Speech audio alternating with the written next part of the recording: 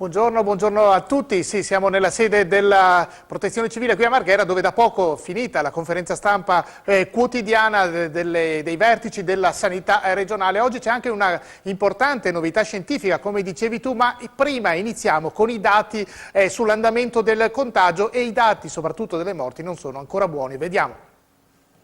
Un'altra giornata drammatica, anche ieri 42 decessi tra ospedali e strutture esterne, per lo più residenze per anziani, un dato che continua a preoccupare e che non accenna a diminuire. I morti totali dall'inizio della crisi arrivano così a 1154. Cresce il totale dei contagiati, che oggi sono 16.404, 277 più di ieri, ma dopo alcuni giorni di calo crescono anche le persone attualmente positive, 10.077.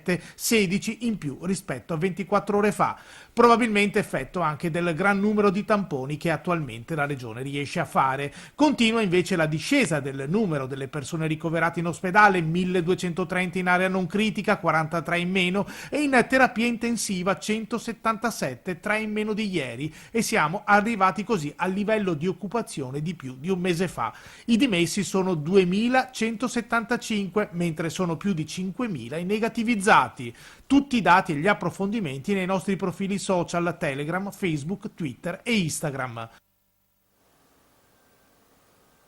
Sì, abbiamo visto ancora molti morti, 42 nelle ultime 24 ore, cala invece il ritmo di aumento dei contagi, come calano, questo è un dato molto positivo, i ricoverati in terapia intensiva e i ricoverati in genere in ospedale. Il tema quindi anche durante questa conferenza stampa è stato quello delle riaperture, con la preoccupazione di molti genitori che devono tornare a lavorare e che però non sanno come gestire i figli, visto che scuole e asili rimangono chiuse. Il Presidente Zaia ha chiesto al governo di intervenire con la possibilità per i genitori di ottenere i permessi parentali ed eventuali anche sussidi per chi proprio non può assentarsi dal lavoro. Poi l'annuncio, e lo dicevi tu in presentazione prima, di un'importante ricerca che sta partendo a cura dell'Università di Padova e del professor Andrea Crisanti, che è il direttore del Dipartimento di Medicina Molecolare ed è un ormai molto conosciuto virologo. Ancora i cittadini di Vo al centro della ricerca. Vo, la prima zona rossa del Veneto, e Vo è il posto dove sono stati fatti campionati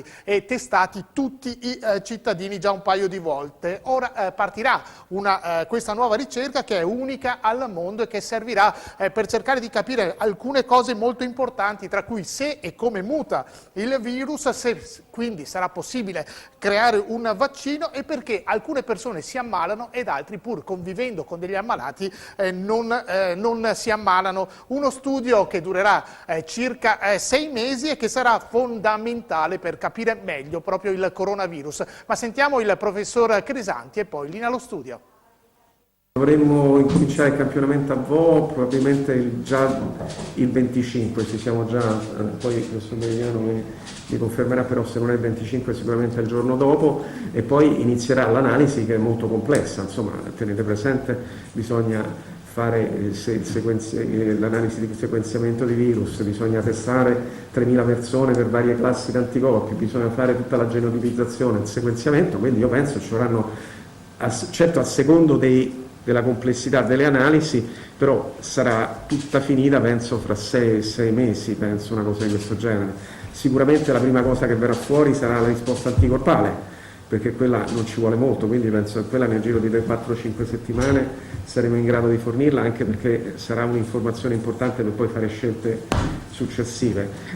Il tracciamento virale pure è relativamente meno complesso, e poi ci sarà l'analisi genetica. L'analisi genetica non è soltanto sequenziamento, ma poi come utilizzare tutti questi dati, cioè c'è quella componente informatica che è pure essa molto complessa, e questa è veramente proprio analisi di big data, nel senso che sono veramente di una grande complessità.